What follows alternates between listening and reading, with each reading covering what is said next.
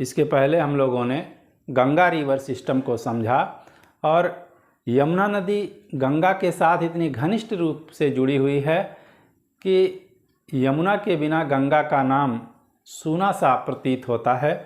तो आज के इस क्लास में हम लोग यमुना रिवर सिस्टम को समझने का प्रयास करेंगे।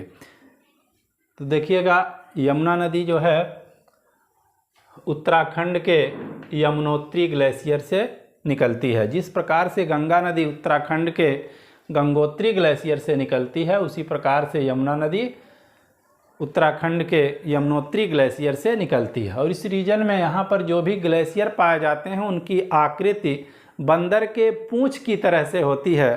जिस तरह से बंदर का पूंछ नहीं होता है, उसी प्रकार से होता है, इसलिए इसको बंदर पुंछ कहा जाता है।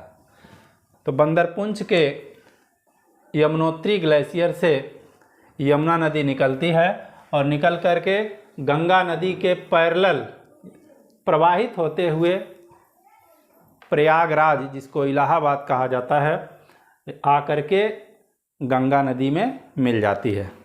तो इलाहाबाद में गंगा यमुना और कहा जाता है कि अदृश्य सरस्वती नदी का संगम होता है। सरस्वती नदी दिखाई नहीं देती है, अंडरग्राउंड हो गई है। तो इसके बाद हम लोग देखेंगे कि यमुना नदी में दाईं ओर से कौन कौन सी इसकी प्रमुख सहायक नदियां हैं और बाईं ओर से कौन कौन इसमें आकर के सहायक नदियां मिलती हैं। तो यहाँ पर देखिए टोंस नदी है। टोंस नदी उत्तराखंड से निकलती है और यमुना नदी में कालसी में आकर के मिल जाती है टोंस नदी। उसके बाद आएंगे यहाँ पर दिल्ली है और दिल्ली के बाद फिर यहाँ हिंडन नदी होती है। हिंडन नदी उत्तर प्रदेश के सहारनपुर ज़िले से निकलती है और दिल्ली के बाद यमुना नदी में आकर के मिल जाती है। तो हम देख रहे हैं कि टोंस नदी यमुना में दिल्ली के पहले आके मिल रही है और हिंडन नदी दिल्ली के बाद में। उसके बाद यमुना नदी मथुरा, आगरा, इटावा, हमीरपुर, बांदा होती हुई इलाहाबाद में आकर के गंगा नदी में मिल जाती है। ये तो हो गई बाईं ओर से हिंडन और टोंस नदियाँ।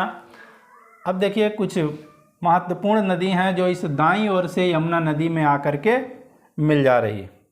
तो एक नदी है यहाँ पर जो मध्य प्रदेश के जनपाऊ की पहाड़ी होती है, वहाँ से निकलती है। ये बिंद का ही भाग होता है और ये नदी है चंबल, चंबल नदी, चंबल नदी। उसके बाद देखिए बिंद क्षेत्र से ही ये चंबल हो गई। चंबल के बाद ये नदी है सिंध, सिंध के बाद ये है बेतवा, बेतवा के बाद ये केन नदी है। तो यमुना की सहायक नदियां जो दाईं ओर से जा कर के मिल रही हैं, चंबल, सिंध, बेतवा, केन। चंबल, सिंध, बेतवा, केन यमुना नदी में मिलने वाली दाईं ओर से इसकी सहायक नदियां हैं। एक नदी देखिएगा केन से मिलती जुलती है जो यमुना की सहायक न होकर के ये गंगा की सहायक नदी है। इस नदी को सोन नदी कहते हैं, सोन। तो यहाँ देखिएगा इस केन और सोन में कन्फ्यूजन नहीं होना चाहिए। केन नदी यमुना में जाकर के मिल रही है, यमुना की सहायक नदी है और ये कहाँ से निकलती है? बिंधन क्षेत्र के कैमूर होता है, कैमूर की पहाड़ी होती है और ये भी बिंधन का ही भाग है। बिंधन, कैमूर की पहाड़ी होती है, ये भी बिंधन का भाग होता है। यहाँ से नदी निकल करके केन नदी आकर के बांदा में मिल जाती है यमुना नदी में। बेतवा नदी ये भी देखिएगा हमीरपुर में आकर के मिल जाती है। तो ये सोन नदी देखिए मैकाल पठार से निकलती है। हमने बताया था कि मैकाल पठार की सबसे ऊंची जो चोटी है अमरकंटक की चोटी, अमरकंटक की पहाड़ी, तो मैकाल पठार से ये सोन नदी निकल करके इस प्रकार से प्रवाहित होते हुए पटना में पटना में जा कर के गंगा नदी में मिल जाती है। तो ये केन नदी यमुना की सहायक नदी है और सोन नदी गंगा की सहायक नदी हैं। ये सब कहाँ से निकल रही हैं? सारी नदियाँ जो है ये विंध्य क्षेत्र से निकल रही हैं। विंध्यन, यहाँ पर देखिएगा, ये भारत के मैप में विंध्य श्रेणी इस प्रकार से है, विंध्यन, ठीक है। और इधर देखिएगा हिमालय होता है, हिमालय पर्वत होता है। तो इधर वाला ये पर्वत भी देखिएगा, ये भी ऊंचाई वाला भाग है और इधर भी ऊंचा भाग है। डाउन भाग ये बीच वाला है। इस नाते इधर से भी नदियां निकल कर के इधर आती हैं और यहाँ से विंध्य क्षेत्र से भी निकल कर के नदियां यहाँ पर आती हैं। जिस प्रकार से हम लोगों ने गंगा और यमुना को हम देख रहे हैं, ये मान लीजिए गंगा नदी है, ठीक है, ये गंगा है और ये यमुना है। गंगा की सहायक नदियां हमने बताया था, रामगंगा, गोमती, घाघरा, गंडक, कोसी, महानंदा। और उसके बाद देखिए इसमें आप पढ़ रहे हैं चंबल, सिंध, बेतवा, केन, ये सब यमुना की सहायक नदियाँ। तो कहने का अर्थ है कि ये बीच वाला पार्ट जो है डाउन है, इधर भी विंध्य श्रेणी है, ऊंचा भाग है, इधर हिमालय होता है। तो इस नाते नदियाँ निकल करके यहाँ इस डाउन वाले पार्ट की ओर जाती हैं। और चंबल नदी के बारे में थोड़ा सा देख लीजिए कि चंबल नदी मालवा के पठार पर प्रवाहित होने वाली एक प्रमुख नदी है। कई बार क्वेश्चन पूछा गया है कि मालवा के पठार पर प्रवाहित होने वाली प्रमुख नदी कौन सी है? चंबल नदी है। चंबल नदी ने मालवा पठार को काट करके ऊंचे नीचे भूमि में बदल दिया है, जिसको वहाँ के स्थानीय भाषा में लोग उसको बीहड़ कहते हैं। तो बीहड़ का निर्माण कौन सी नदी करती है? चंबल नदी करती है। ये क्वेश्चन आता है। अब बीहड़ क्या है? इस क्षेत्र की जो मिट्टी होती है वो मिट्टी बहुत ही भुरभुरी और बलुई टाइप की होती है, इसलिए उसका कटान बहुत ज़्यादा होता है। और इस चंबल नदी ने क्या किया है? उसको काट करके ऊंचे नीचे भूमि में बदल दिया है, जिसको वहाँ की स्थानीय भाषा में लोग क्या बोलते हैं? बीहड़ कहते हैं। और चंबल घाटी का लुटेरा नाम सुने होंगे। चंबल क्षेत्र जो होता है, ये बीहड़ क्षेत्र जो होते हैं, ये डाकुओं के लिए शरण स्थल का कार्य करते हैं। वहीं पर लुटेरों के लिए आदर्श दशाएं पाई जाती हैं। जैसे यहाँ पर मान लीजिए ये ऊंचा है, ये नीचा है, फिर ऊंचा है, नीचा है, ठीक है। तो यहाँ पर मान लीजिए यात्री जा रहे हैं इस क्षेत्र में और यहाँ पे घात लगा करके बैठे हुए हैं लुटेरे।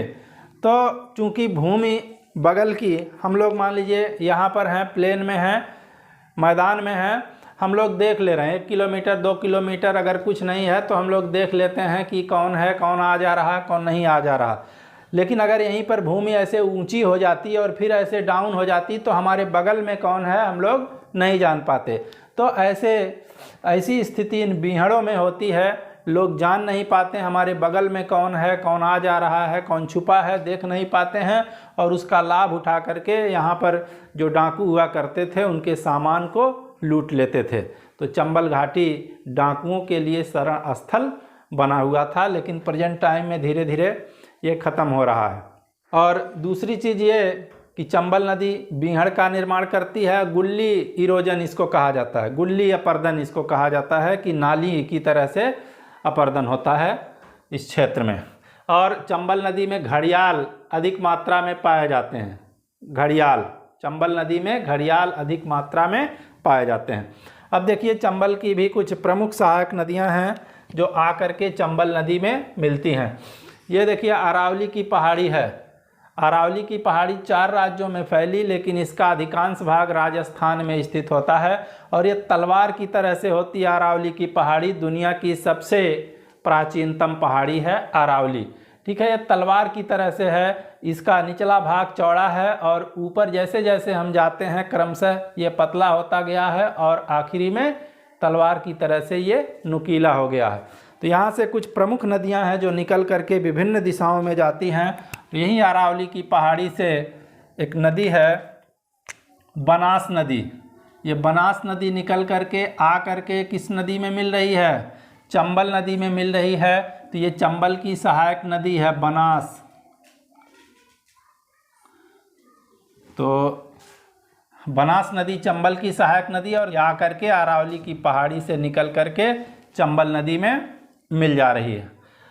इसके बाद और भी देखिए, अरावली से तो बहुत सारी नदियां निकली हैं, लेकिन 3 नदियां बहुत ही प्रमुख हैं जहां से क्वेश्चन बनते हैं। यहीं पर पुष्कर वैली अजमेर के पास होता है। यहाँ से एक नदी निकल करके इस प्रकार से आती है और ये कच्छ की खाड़ी में, कच्छ के रण में, कच्छ की खाड़ी की ओर जाने का प्रयास करती है, लेकिन ये कच्छ के रण में ही गायब हो जाती है। और ये नदी है लूनी नदी। लूनी नदी राजस्थान की सबसे बड़ी नदी होती है। ये अरावली की पहाड़ी अजमेर के पास है। पुष्कर वैली से निकल करके ये कच्छ की खाड़ी है। ये देखिए कौन सी खाड़ी है? कच्छ, कच्छ की खाड़ी है। इस कच्छ की खाड़ी की में जाने का प्रयास करती है, लेकिन अपनी घाटियों में ये क्या होती है? सूख जाती है। ये मौसमी नदी है, ये दलदली क्षेत्र होता है, इसलिए इस नदी में खारा और मीठा दोनों जल पाया जाता है। तो ये लूनी नदी है। और एक प्रमुख नदी और है जिसको साबरमती नदी कहते हैं, और ये मेवाड़ के जयसमंद झील, मेवाड़ के पास से निकलती है। जयसमंद झील से निकल करके ये आ करके यहाँ खंभात की खाड़ी है। ये खंभात की खाड़ी में आकर के गिर जाती है और इसको बोलते हैं साबरमती नदी। साबरमती नदी है, ठीक है। ये खंभात की खाड़ी है, सब की खाड़ी, ये कच्छ की खाड़ी है। तो इस प्रकार से हम देख रहे हैं कि अरावली से 3 प्रमुख नदियां निकल करके प्रवाहित हो रही हैं भिन्न भिन्न दिशाओं में। बनास नदी चंबल नदी में आकर के मिल रही है, लूनी नदी कच्छ के रण में गायब हो जा रही है, और साबरमती नदी खंभात की खाड़ी में आकर के गिर रही है। बनास नदी बाईं ओर से चंबल नदी में मिलने वाली इसकी प्रमुख सहायक नदी। अब दाईं ओर से देख ले रहे हैं कौन कौन सी प्रमुख नदियां हैं जो इस चंबल नदी में आकर के मिल रही हैं। तो दाईं ओर से देखिएगा, ये नदी है, ये क्षिप्रा नदी होती है।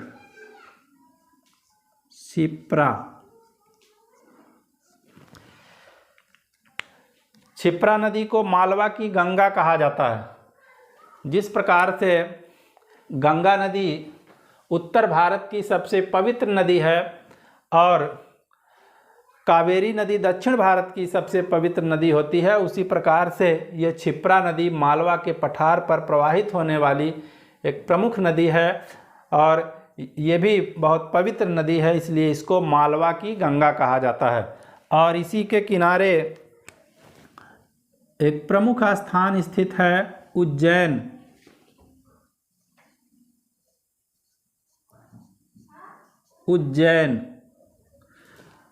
बहुत बार पूछा गया है कि उज्जैन किस नदी के किनारे स्थित है, तो उज्जैन देखिएगा क्षिप्रा नदी के किनारे स्थित है और क्षिप्रा नदी चंबल की एक सहायक नदी है। और उज्जैन क्यों फेमस है? उज्जैन में महाकालेश्वर मंदिर और यहाँ पर महाकुंभ का आयोजन होता है। उज्जैन में महाकुंभ का आयोजन होता है। तो भारत में 4 स्थानों पर महाकुंभ का आयोजन होता है, इसमें एक है उज्जैन, दूसरा आपका हो जाएगा प्रयागराज, इलाहाबाद गंगा यमुना के संगम पर, और तीसरा आपका हो जाएगा हरिद्वार, उत्तराखंड में है, ये गंगा नदी के किनारे, ये गंगा नदी पर है हरिद्वार। और चौथा होता है नासिक, महाराष्ट्र में पड़ेगा नासिक, गोदावरी नदी के किनारे। तो 4 स्थान हैं जहाँ पर कुंभ का आयोजन होता है, किस राज्य में है और किस नदी के किनारे स्थित हैं, ये सब क्वेश्चन पूछे जाते हैं। क्षिप्रा के बाद अगली चंबल की जो सहायक नदी है वो है काली सिंध। क्षिप्रा के बाद यह है काली सिंध। काली सिंध।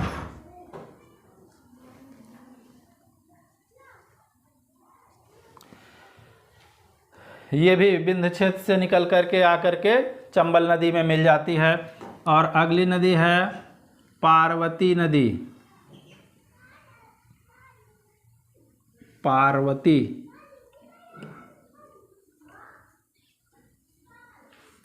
तो इस प्रकार से हम लोग देखें, यमुना से दाईं ओर से मिलने वाली उसकी प्रमुख सहायक नदी चंबल, सिंध, बेतवा, केन। चंबल, सिंध, बेतवा, केन। लेकिन इस चंबल की प्रमुख सहायक नदी जो दाईं ओर से आकर के मिल रही है क्षिप्रा, काली सिंध, पार्वती। क्षिप्रा, काली सिंध, पार्वती। और ये बनास नदी चंबल में ही आकर के मिल रही है जो बाईं ओर से मिल रही है। और ये 3 नदियां दाईं ओर से मिल रही हैं। कुछ क्वेश्चन पूछे जाते हैं कि जिस प्रकार से हमने बताया था कि गंगा नदी हरिद्वार से मैदानी क्षेत्र में प्रवेश कर जाती है, तो यमुना नदी कहाँ से ये मैदानी क्षेत्र में प्रवेश करती है? तो मसूरी के श्रेणियों के बाद में, यहाँ मसूरी होता है, मसूरी के श्रेणियों के बाद में यमुना नदी मैदानी क्षेत्र में प्रवेश कर जाती है। और क्वेश्चन आता है कि यमुना नदी का पानी हरा क्यों होता है? तो यमुना नदी भारत की एक प्रमुख गहरी नदी है। गहराई और प्रदूषण के कारण यमुना नदी का पानी हरा दिखाई देता है। और प्रदूषण की अगर बात हो रही है तो देखिएगा, अम्लीय वर्षा, अम्लीय वर्षा जो होती है भारत में सबसे ज़्यादा इसी यमुना नदी के बहाव क्षेत्र में ही अम्लीय वर्षा अधिक मात्रा में होती है। अम्लीय वर्षा क्या होता है? वर्षा के जिस जल में अम्ल की मात्रा अधिक हो जाती है उसी को अम्लीय वर्षा कहते हैं। और अम्लीय वर्षा में सबसे अधिक मात्रा में जो अम्ल होता है वो सल्फ्यूरिक अम्ल होता है, H2SO4। और इसी अम्लीय वर्षा के कारण आगरा स्थित ताजमहल पीला पड़ता जा रहा है। आगरा स्थित ताजमहल पीला क्यों पड़ता जा रहा है? अम्लीय वर्षा के कारण।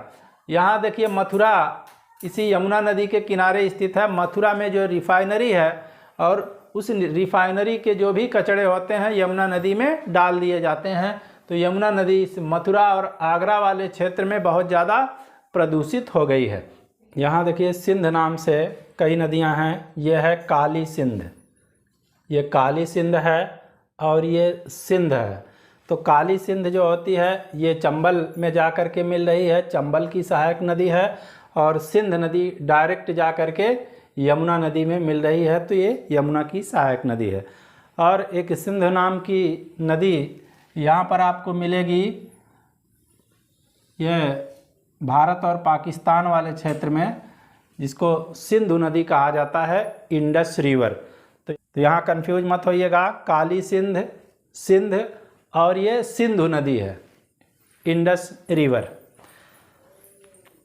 अब इसके बाद यहाँ से क्वेश्चन बनते हैं कि हम देख रहे हैं कि सिंध, बेतवा और केन ये 3 नदियाँ डायरेक्ट इस दाईं ओर से आकर के यमुना नदी में यहाँ पर मिल रही हैं। यमुना नदी में तीनों नदियाँ डायरेक्ट रूप से मिल रही हैं। तो इसमें से क्वेश्चन बना देगा कि निम्नलिखित में से कौन यमुना नदी में डायरेक्ट नहीं मिलती है या सीधे नहीं मिलती है? 3 नदी इधर का दे दे और चौथा नदी इन तीनों में से कोई दे देगा।